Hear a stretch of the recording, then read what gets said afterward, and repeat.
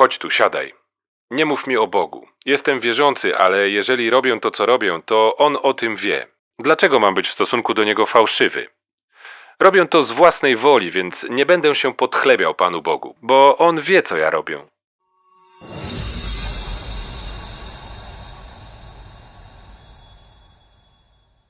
Niekoronowany król szemranej gry. Krótka historia Andrzeja Kolikowskiego, pseudonim Pershing.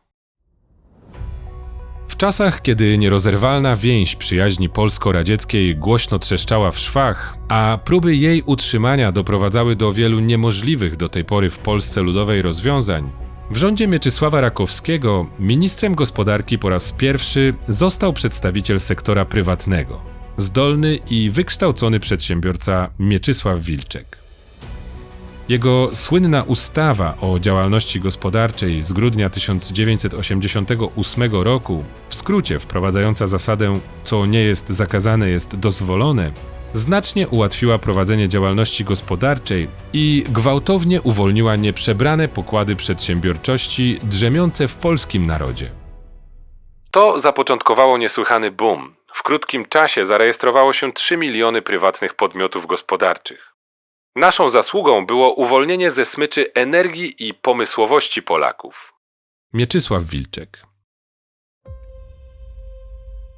Początek lat 90. XX wieku w Polsce, już w nowej demokratycznej odsłonie III RP, był czasem, w którym polski gen przedsiębiorczości wszedł w aktywny proces nadpisywania zawartych w nim informacji, ale również okresem gwałtownego i niemal nieograniczonego rozrostu przestępczości, coraz bardziej i skuteczniej zorganizowanej, która w tym dziejowym momencie nadziei i chaosu miała własny, mało subtelny czy wręcz brutalny pomysł na wykorzystanie wspomnianej wcześniej przez ministra Wilczka uwolnionej ze smyczy energii i pomysłowości.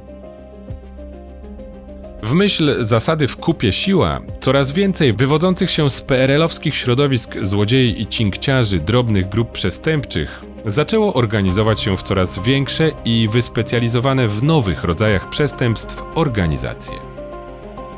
W ten sposób, między innymi, we wczesnych latach 90. w podwarszawskiej miejscowości Pruszków powstała tzw. Grupa Pruszkowska.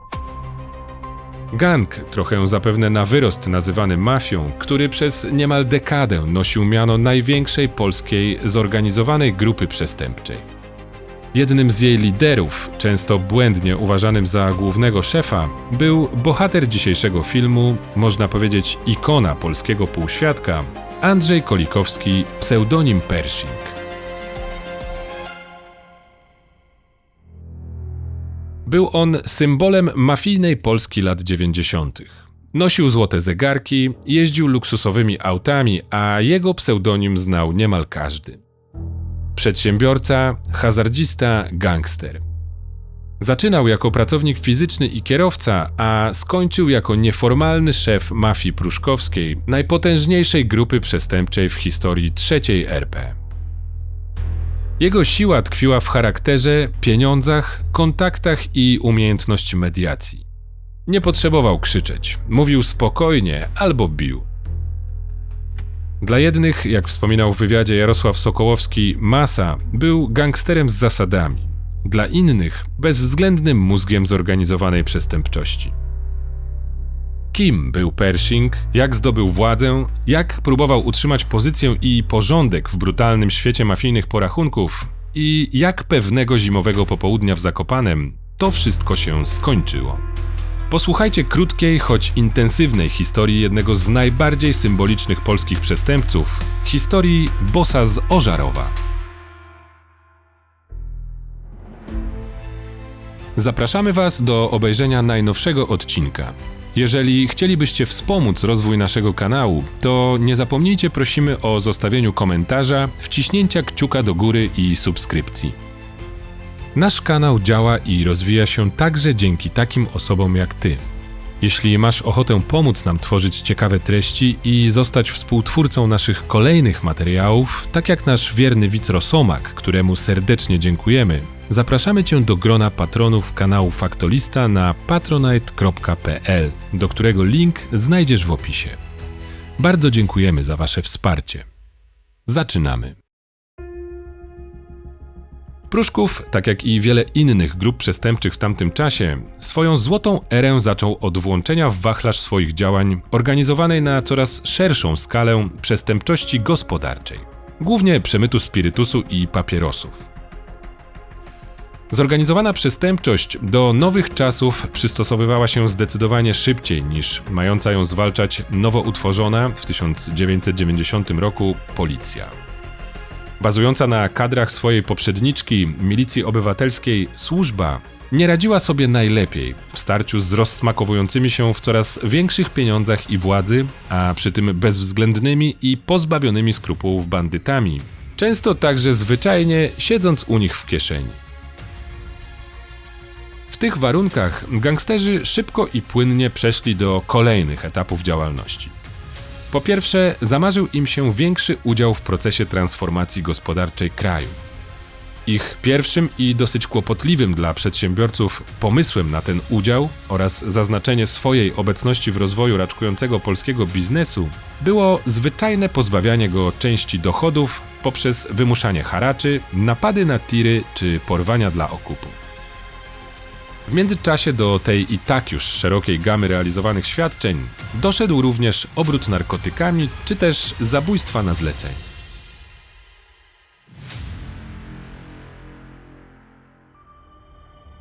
Gang pruszkowski, wprost wywodzący się od działającej w latach 70. i 80. tzw. bandy Barabasza, nie był jednolitą grupą podporządkowaną jednemu bossowi. W rzeczywistości Pruszków tworzył tzw. spółdzielnię. Na czele organizacji stał tzw. zarząd. Elita mafii znana jako starzy pruszkowscy, między innymi Słowik, Bolo, bracia Wańka i Malizna, Parasol czy Kajtek. Każdy z nich miał własną armię i prowadził własne interesy, ale poważniejsze decyzje podejmowali wspólnie. Nadzorowali wszystko, co naprawdę się liczyło. Wojny gangów, podziały stref wpływów czy poważne rozliczenia. Wszystko musiało przejść przez nich. W pierwszej połowie lat 90. do grupy pruszkowskiej dołączyła kierowana przez Andrzeja Kolikowskiego-Pershinga grupa ożarowska. I razem, jako tak zwana mafia pruszkowska, weszli w złote nomen omen lata działalności polskiej przestępczości zorganizowanej. Młodość i gangsterskie początki Pershinga. Zaczęło się zupełnie niewinnie. Zanim pseudonim Pershing na zawsze zapisał się w historii polskiego półświadka, 19 stycznia 1954 roku w niewielkim Ołtarzewie niedaleko Ożarowa Mazowieckiego przyszedł na świat zwyczajny chłopak, Andrzej Kolikowski. Jako młody człowiek pokochał sport i adrenalinę, trenował zapasy i grał w piłkę nożną. W 1973 roku skończył szkołę zawodową jako mechanik samochodowy i rozpoczął pracę w ożarowskiej fabryce kabli. Później popracował jeszcze jako kierowca w Transbudzie, ale od 1983 roku oficjalnie już nie pracował. W PRL-owskiej rzeczywistości szybko skonstatował, że samą ciężką pracą nie doskoczy wyżej i że aby sięgnąć po swoje, choć akurat w tym przypadku zapewne bardziej pasowałoby po cudze, musi zmienić kierunek. Zwrot w życiu Pershinga rozpoczął się w połowie lat 70., kiedy na swojej drodze spotkał doświadczonego gangstera Jeremiasza Barańskiego, zwanego Baraniną. To właśnie on wprowadził Kolikowskiego na nową drogę, ukazując meandry przestępczego świata, a niedługo później zabierając ze sobą na zachód. Niemieckie miasta takie jak Berlin, Frankfurt, Hamburg czy Monachium były wówczas popularnym kierunkiem i areną polskiej szemranej działalności. Przemytu, hazardu czy nielegalnego handlu prowadzonego pod przykrywką legalnych interesów, często kontrolowanych przez PRL-owską bezpiekę. Kolikowski wszedł w ten świat z chłodnym spokojem, bardzo szybko się uczył i łapał z kim trzymać, a z kim lepiej nie zadzierać. Kiedy w latach 80. wrócił do Polski, nie był już tym samym chłopakiem z Ołtarzewa. Poznał zasady szemranej gry, w którą w tym życiu postanowił zagrać i choć póki co to nie on je dyktował, to wiedzę i doświadczenie, które zdobył, zaczął dosyć efektywnie wykorzystywać zarówno do pomnażania majątku, jak i zdobywania pozycji. Zaraz po powrocie razem z Leszkiem Danielakiem pseudonim Wańka, jednym z przyszłych bossów Pruszkowa, w centrum Warszawy otworzył tzw. Dom Gry. Nielegalne kasyno, które oficjalnie, będąc miejscem rozrywki dla bogatych, stało się także punktem spotkań, interesów i układów dla całej przestępczej elity. To między innymi tam, przy stołach do pokera i w zadymionych pokojach VIP, zaczęło formować się coś większego. Struktura, która w kolejnych latach miała przejąć kontrolę nad znaczną częścią przestępczej Polski. Dla Pershinga był to dopiero pierwszy rozdział. Choć już wtedy liczył się w mieście, prawdziwa rozgrywka dopiero się zaczynała.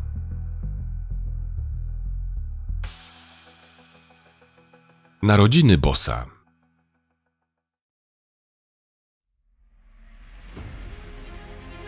Skąd wziął się słynny pseudonim Andrzeja Kolikowskiego?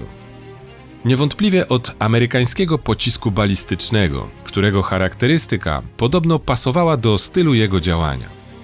Kiedy za coś się brał, był podobno tak jak Pershing, szybki, zdecydowany i nie do zatrzymania, co w szczególności objawiało się podczas wizyt w kasynie, kiedy po precyzyjnie wytyczonej trajektorii przemieszczał się pomiędzy kolejnymi stolikami.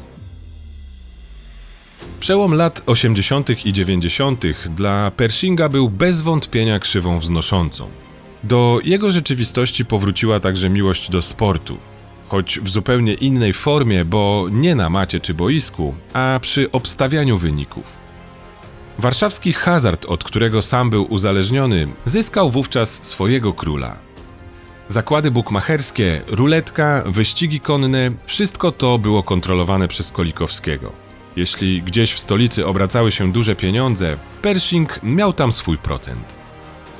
Jednocześnie intensywnie nawiązywał kolejne kontakty i coraz mocniej i głębiej wchodził w środowisko przestępcze, powoli dołączając do swojego hazardowego imperium kolejne, coraz bardziej brutalne formy działalności, systematycznie powiększając przy tym swoją armię posłusznych wykonawców zadań. I w ten sposób na przestępczej mapie Polski pojawiła się wspomniana już wcześniej tzw. Grupa Ożarowska.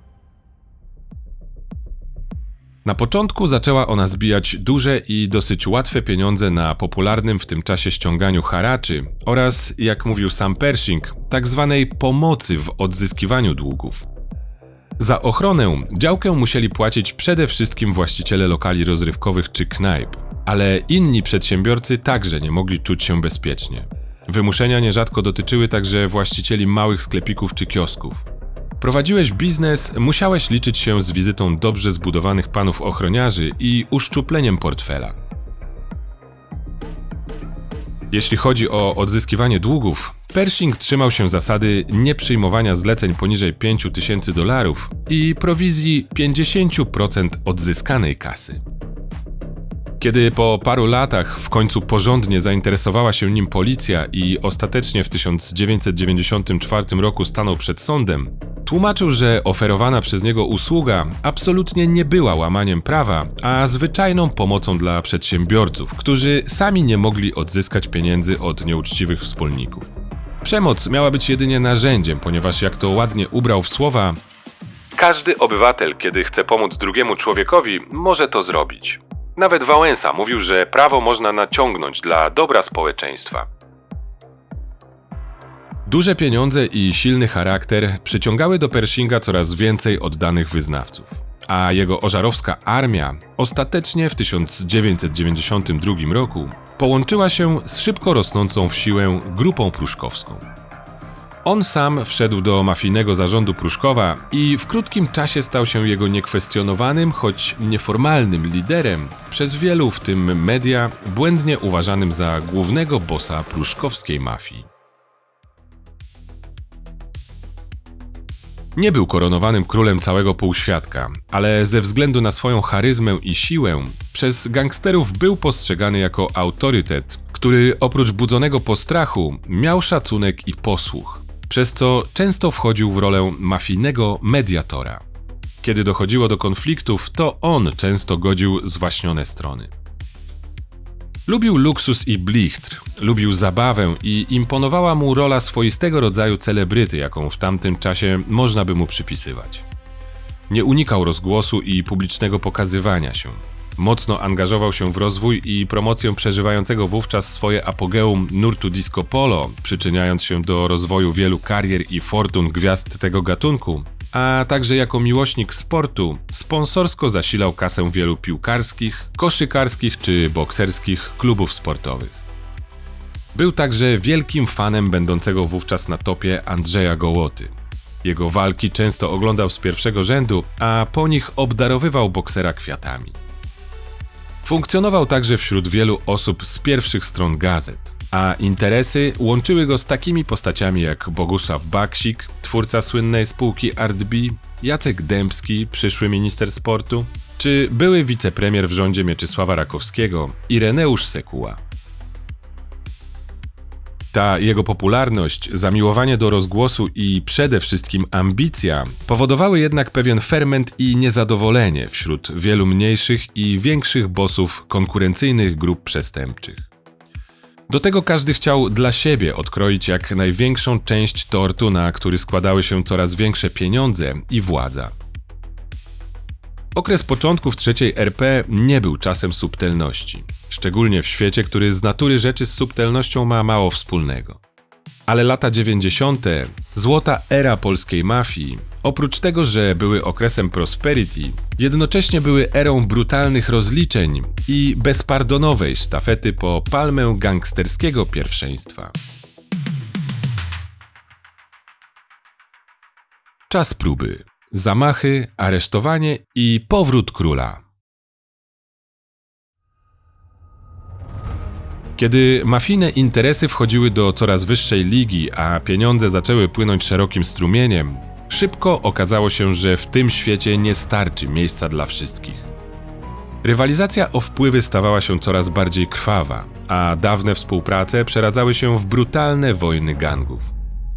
Do powszechnej społecznej świadomości trafił chociażby słynny konflikt niegdyś współpracujących grup, znany jako Krwawa Wojna Pruszków kontra Wołomin. W 1994 roku śmiertelną realność tej niekontrolowanie rozkręcającej się rozruby po raz pierwszy na własnej skórze poczuł także Andrzej Kolikowski-Pershing. 30 marca 1994 roku na dachu pubu przy ulicy Meksykańskiej w Warszawie wybuchło pół kilo podłożonego tam trotylu. Potężna eksplozja była jednak przedwczesna. Pershing nawet nie zdążył przybyć na miejsce. Przeżył. Za zamachem stała nie byle jaka koalicja. Z jednej strony przywódca konkurencyjnej grupy ząbkowsko-wołomińskiej Wiesław Niewiadomski, znany jako wariat, z drugiej ludzie powiązani z legendą trójmiejskiego podziemia Nikosiem.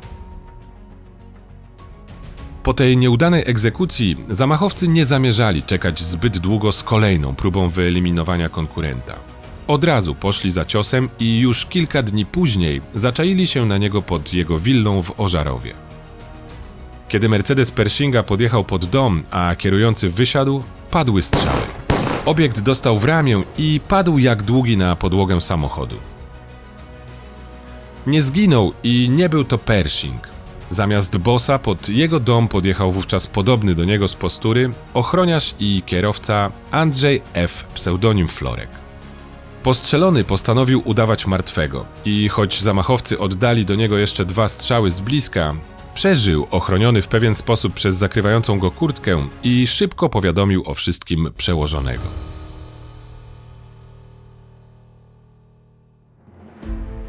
Krótko mówiąc, rok 1994 nie szczędził Pershingowi wrażeń. Tym bardziej, że już pół roku później, w lipcu, po raz trzeci wywinął się śmierci spod kosy. Znowu eksplozja, tym razem jego własnego samochodu, który chwilę wcześniej opuścił po zaparkowaniu obok toru wyścigowego na warszawskim Służewcu. Efekt: zniszczony Mercedes, trochę strachu i jeszcze większa potrzeba odwetu. Cała potęga sił i środków ożarowskiego mafiozy została rzucona do walki z konkurencją ze wschodnich obrzeży Warszawy, a po stolicy zaczęli krążyć zabójcy. On sam w jednej z prób pozbycia się całej rodziny Niewiadomskich, których oskarżał o zamachy, wraz ze swoimi ludźmi wykorzystał nawet ręczną wyrzutnię rakietową, pozyskaną od skorumpowanych mundurowych z wojskowych magazynów.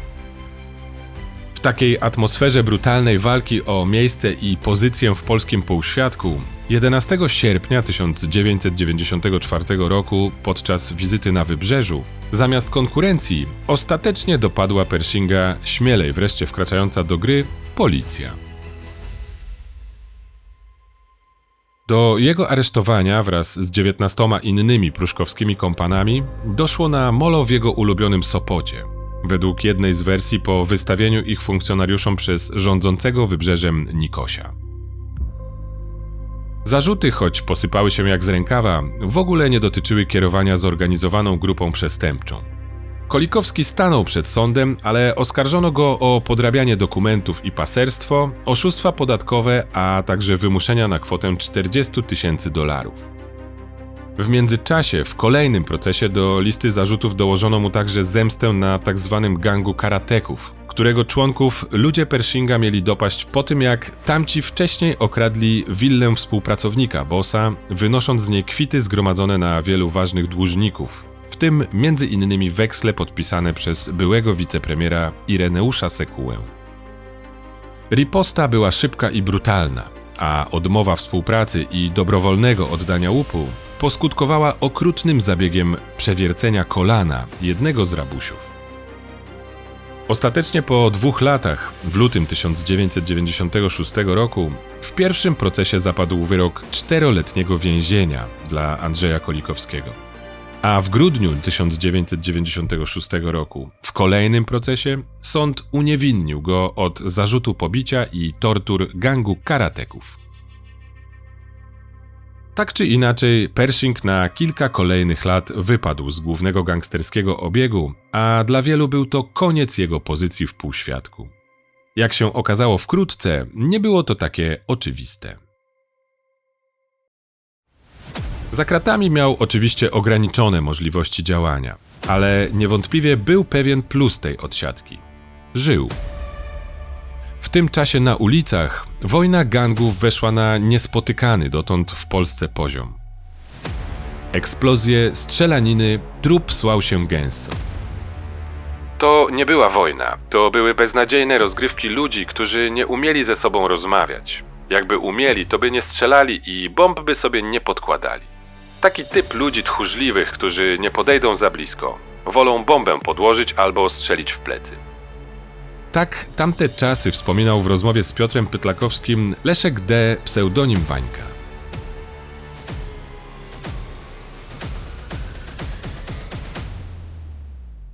Eliminowano konkurencję zewnętrzną, ale pozbywano się także własnych, niewygodnych ludzi.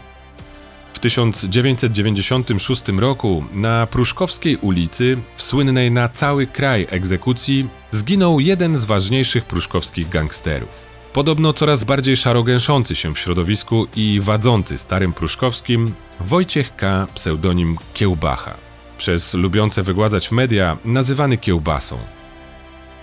O ten wyczyn, początkowo przypisany sobie przez przyjaciela Kiełbachy, Jarosława S. Masę, jak sam mówił, po to, aby zdobyć szacunek miasta, według jednej z teorii posądzano także Pershinga, który zza krat próbował grypsować w tej kwestii. Andrzej Kolikowski o swoim pobycie w więzieniu, gdzie dostał nawet pozwolenie na dywan i telewizor, w wywiadzie, którego udzielił Ekspresowi Wieczornemu jeszcze jako osadzony, mówił, że jest mu tam całkiem dobrze, że siedzi w 2-osobowej celi i ma radio, telewizor i gry komputerowe. A w ogóle to woli siedzieć w kryminale niż leżeć w ziemi. Kiedy w 1998 roku wyszedł na wolność, zarówno sam Pruszków, jak i cała przestępcza Polska przeszły istotne zmiany. Zmieniły się strefy wpływów i struktura organizacji. Rozmach działań mafii pruszkowskiej, kontrolującej wówczas już zdecydowaną większość przestępczych struktur w kraju, był jeszcze większy, a główne role na scenie polskiego półświadka zdążyły zmienić się już kilka razy. Zresztą tak jak i kontrola nad grupą Pershinga i jego ludźmi. starym Pruszkowskim wydawało się, że dawny wspólnik jest skończony, a jego pozycja nigdy już nie będzie tak wysoka jak kilka lat wcześniej. Jak się okazało, całkiem poważnie się pomylili. Jego legenda, charyzma i szacunek, jaki wypracował sobie w przestępczym świecie, a zapewne i strach, jaki wzbudzał, to wszystko wróciło z nim zza krat. Dosyć szybko odbudowywał swoje imperium, a kolejne ekipy, tak jak gang Bola z Grodziska czy grupa Bedzia, dołączały do jego struktur. Po 4 latach za kratami wrócił na szczyt. Znów był bossem, znów budził strach. Jak mówiła w jednym z wywiadów pewna ochraniana przez niego restauratorka, która zresztą tej ochrony nie wytrzymała finansowo i psychicznie. Jak Pershing wypił i przyćpał, to wszystkich bił.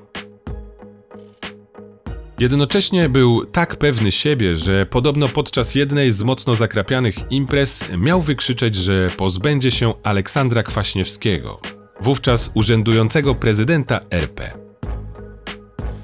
Być może właśnie dlatego Pershingiem zaczęły interesować się służby. Po zabójstwie komendanta głównego policji, generała Marka Papały, Urząd Ochrony Państwa musiał być czujny. W każdym razie UOP wziął go pod swoją obserwację. Wiedział o tym. Swoją drogą ta opieka w późniejszych czasach dawała mu złudne poczucie bezpieczeństwa.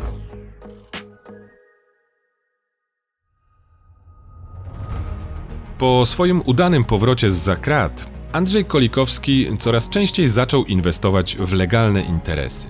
Między innymi kluby, restauracje czy wytwórnię fonograficzną produkującą muzykę disco polo.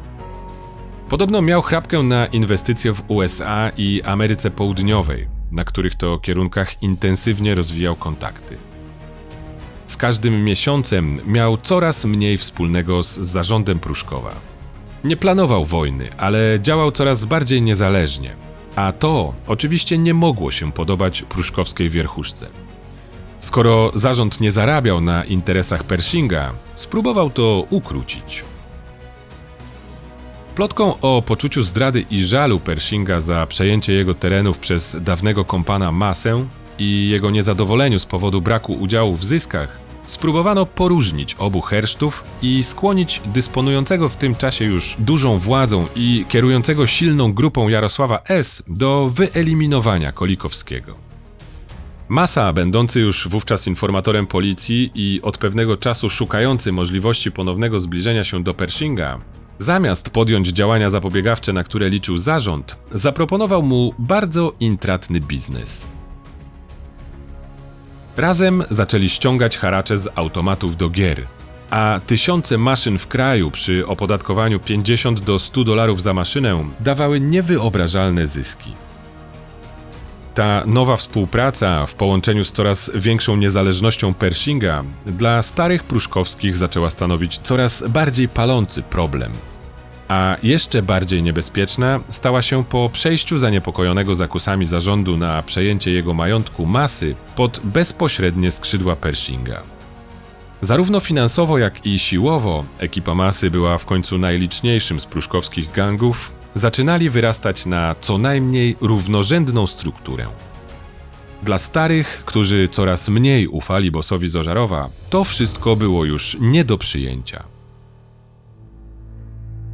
Tym bardziej, że pruszkowscy, którzy mieli doskonałe rozeznanie w interesach i planach Pershinga, dzięki rozpoznaniu prowadzonemu w tym czasie przez ściśle z nim współpracującego jako odpowiedzialnego ze strony Pruszkowa za wspólne interesy członka zarządu Słowika, wiedzieli, że chcący podobno powoli wycofywać się z przestępczego procederu i coraz bardziej legalizować swoją działalność Pershing, próbował w międzyczasie przejąć nadmorskie interesy odstrzelonego Nikosia, czy podporządkowywać sobie półświatek bydgoski. Na koniec do całej listy zastrzeżeń doszedł jeszcze otwarty konflikt z jednym z pruszkowskich bossów Mirosławem D. Malizną, którego Kolikowski miał dwukrotnie pobić. Dla Pruszkowa sprawa wydawała się jasna. Pershing musi zniknąć. Na dobre.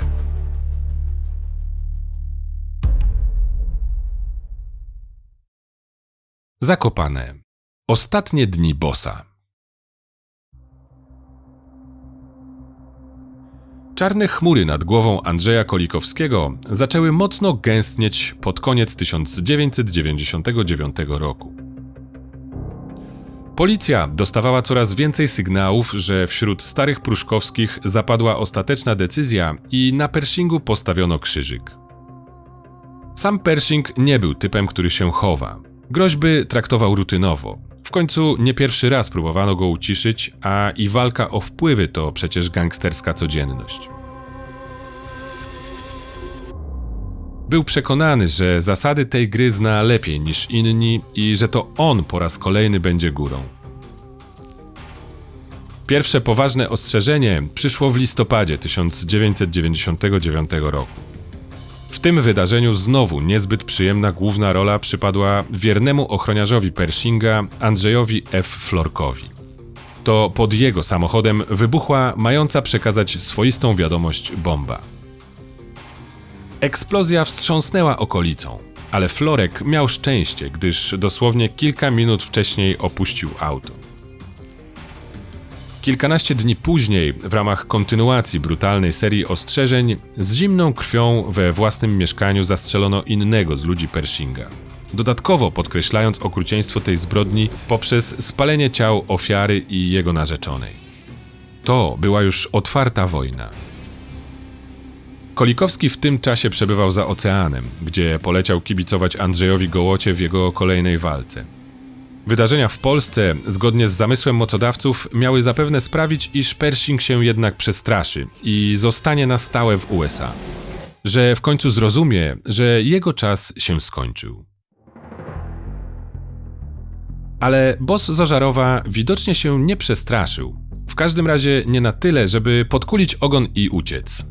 Wrócił do Polski i w towarzystwie mocnej ochrony, ale także nałożonej na niego już od przylotu obserwacji policji i UOP, przez kilka kolejnych dni doglądał swoich legalnych interesów.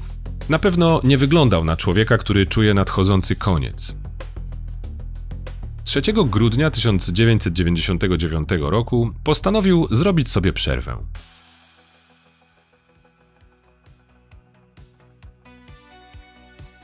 Była zima, więc Zakopane.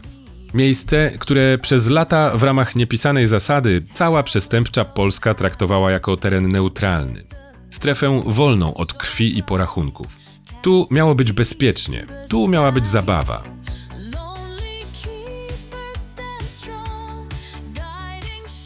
Kolikowski czuł się tam na tyle pewnie, że poza towarzyszącą mu w tej eskapadzie młodą studentką Patrycją R. nie zabrał ze sobą nikogo. Ani ochrony, ani nawet kamizelki kuloodpornej. 4 grudnia 1999 roku, podczas gdy Pershing oddychał rześkim powietrzem Tatr i niczego nieświadomy przygotowywał się do kolejnego dnia relaksu, do Zakopanego z konkretnym zadaniem zmierzała trójka mężczyzn. Według oficjalnej wersji byli to Ryszard Bogucki, Ryszard Niemczyk, znany w półświadku jako Rzeźnik, oraz Adam Korczak, pseudonim Dziadek. Po przybyciu do miasta zameldowali się pod fałszywymi nazwiskami w hotelu Bankowiec i zajęli się niezbędną logistyką. Między innymi udali się do Krakowa po odbiór kradzionego samochodu, którym mieli posłużyć się w akcji. I tak nadszedł 5 grudnia 1999 roku. Bogucki dostaje cynk. Łysy jest na stoku Polany Szymoszkowej. Egzekutorzy wymeldowują się z hotelu i jadą w stronę stoku. Samochód zostawiają kilometr przed celem i taksówką udają się po okradzione auto. Do wcześniej przygotowanego w tym celu Audi A80 pakują kanister z benzyną oraz reklamówkę i trefnym autem udają się na parking pod wyciągiem. Po drugiej stronie ulicy, na parkingu pod hotelem Kasprowy, stoi dobrze znany srebrny Mercedes Kolikowskiego. Teraz trzeba tylko poczekać. Po 2 godzinach w ciszy i napięciu w końcu pada hasło Łysy idzie. Około godziny 15:30 z Audi wyskakują Niemczyk i Bogucki. Pershing stoi przy bagażniku Mercedesa i pakuje bagaże. Bogucki podchodzi i rzuca zimno: No i co teraz? I od razu, nie czekając na odpowiedź, zza kurtki wyciąga pistolet i oddaje pierwszy strzał. Kolikowski pada jak długi. W tym samym czasie po drugiej stronie ulicy Ryszard Niemczyk wyciąga z reklamówki karabin maszynowy i seria za serią strzela w powietrze, odstraszając gapiów i ewentualną ochronę. Leżący przy swoim Mercedesie Pershing dostaje kolejnych 5 strzałów w klatkę piersiową i już się nie rusza. Zabójcy nie tracą czasu. Wsiadają do okradzionego Audi i ruszają w stronę parkingu, na którym zostawili samochód Niemczyka. Tam wysadzają Korczaka, a sami jadą pod centralny ośrodek sportu i podpalają auto. Zacierają ślady i pieszo wracają do Korczaka. Co ciekawe, ochrona UOP, która od dłuższego czasu nieustannie towarzyszyła Kolikowskiemu, akurat wtedy miała przerwę.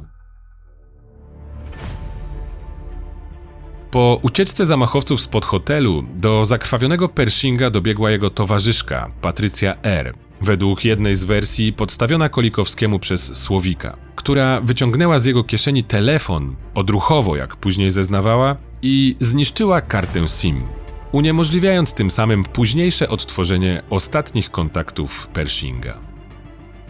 Reanimacja rozpoczęła się błyskawicznie, ale nawet mimo przypadkowej obecności lekarki w pobliżu stoku, odniesione obrażenia nie dawały gangsterowi zbyt wielkich szans. Pershing zmarł niemal natychmiast po przewiezieniu do szpitala. Biegli nie mieli wątpliwości. Postrzał w głowę, uszkodzona małżowina uszna, 5 kul w klatce piersiowej. To była szybka śmierć. Sprawcy po zatarciu śladów spokojnie odczekali 2 dni i 7 grudnia opuścili Zakopane. Zabójstwo Pershinga było jak trzęsienie ziemi. Prasa eksplodowała. Wszyscy mieli teorię, nikt nie miał dowodów. Ale śledztwo ruszyło. Kontrowersje. Policja bardzo szybko wytypowała domniemanych sprawców zabójstwa. Pomocny okazał się Adam Korczak-Dziadek, zatrzymany zresztą w zupełnie innej sprawie. Próbując ratować skórę, zdecydował się mówić.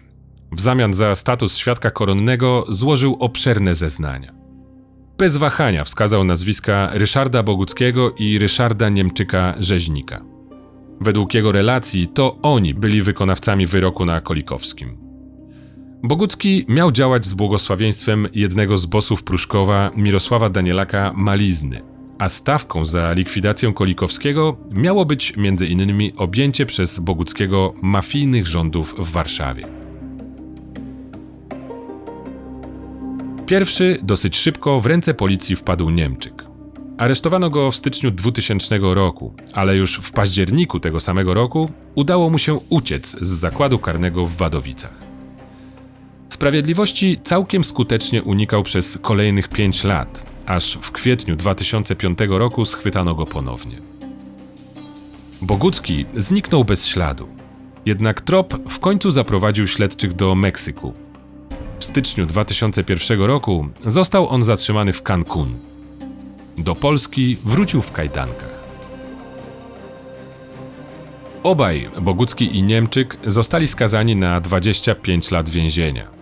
Człowiek, który według ustaleń prokuratury pociągał za sznurki z tylnego fotela, również usłyszał wyrok. Mirosław Danielak, pseudonim Malizna, za podżeganie do zabójstwa Pershinga dostał 10 lat pozbawienia wolności.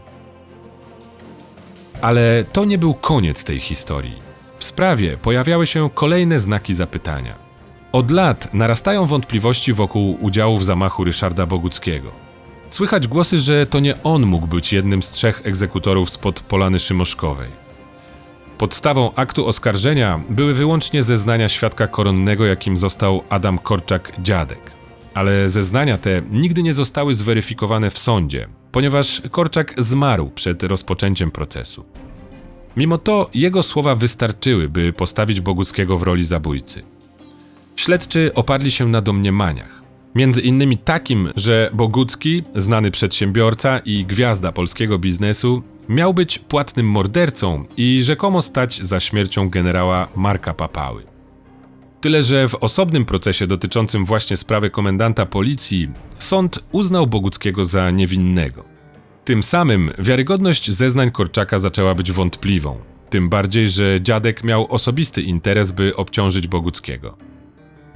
Oczywiście sam chciał uniknąć odpowiedzialności, chodziły pogłoski, że chwalił się zabójstwem Pershinga, ale przy okazji także odsunął podejrzenia od swojego bliskiego wspólnika Mariusza J., z którym przez lata tworzył znany w środowisku przestępczym, niebezpieczny, ale i nierozłączny duet u boku Ryszarda Niemczyka.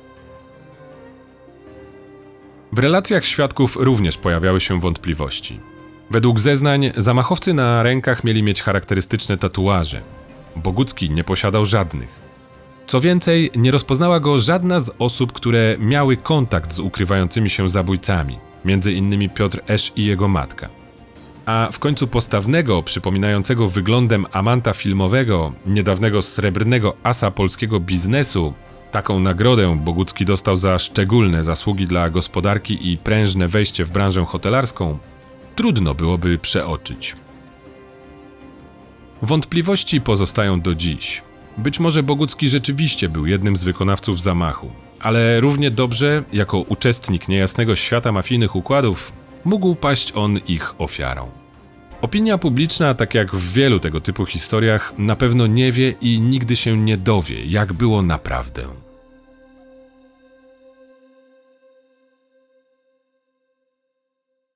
Koniec ery. Upadek imperium.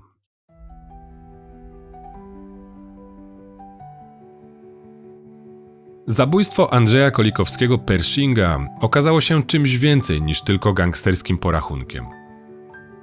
W teorii miało pomóc przejąć wpływy i umocnić pozycję tzw. Starego Pruszkowa. W praktyce okazało się początkiem końca całej złotej ery tzw. polskiej mafii. Bez Pershinga zabrakło równowagi, a układ, który dotąd trzymał całą strukturę mafii w ryzach, zaczął się sypać. I choć śmierć Pershinga została jego symbolem, to przyczyn tego upadku było dużo więcej. W kwietniu 2000 roku z połączenia Biura do Walki z Przestępczością Zorganizowaną oraz Biura do Spraw Narkotyków powstała nowa, wyspecjalizowana jednostka do walki z przestępczością zorganizowaną – Centralne Biuro Śledcze. Lepszy sprzęt, coraz bardziej zaawansowane metody operacyjne i dostęp do międzynarodowych baz danych sprawiały, iż nie była to już ta sama policja, z którą Pruszków igrał przez niemal dekadę. Narzędziem, które również całkowicie zmieniło zasady gry, było pojawienie się nowej instytucji świadka koronnego. Już wkrótce jej możliwości postanowił przetestować mający zapewne świadomość wiszącego nad nim pruszkowskiego topora Jarosław Sokołowski, pseudonim Masa. Do dziś najgłośniejszy ze wszystkich świadek koronny, człowiek z samego serca mafii, który zdecydował się mówić. Jego zeznania uruchomiły całkiem potężną lawinę zatrzymań w całym kraju, a dawna mafia pruszkowska powoli zaczęła odchodzić w zapomnienie. Podsumowując, Andrzej Kolikowski-Pershing, pochodzący spod warszawskiego Ożarowa, przez wiele lat trzęsący polskim podziemiem przestępczym gangster, będący niewątpliwie bezwzględnym i budzącym strach przedstawicielem tej złej i ciemnej strony mocy, zarówno za życia, jak i po śmierci stał się jednak jednym z symboli chaotycznych lat 90. i okresu polskiej transformacji. Jako dosyć charakterystyczny przedstawiciel gangsterskiego świata przeniknął i na stałe wpisał się do świata polskiej popkultury. Dla ludzi z miasta był bossem, który choć był brutalny, to miał zasady. Zasady zapewne specyficzne, niemniej zaskarbiające mu szacunek w świecie, w którym postanowił się obracać i robić karierę. Pseudonim Pershing, który do dziś wzbudza emocje, dla jednych pozostaje symbolem czystego zła, a dla innych wciąż stanowi nieśmiertelną legendę. Jednak ponad wszelką wątpliwość jego śmierć, która poniekąd była egzekucją całego układu, niezależnie od jego oceny, zamknęła rozdział, którego już nikt nie otworzy. Mafia z lat 90. odeszła razem z nim.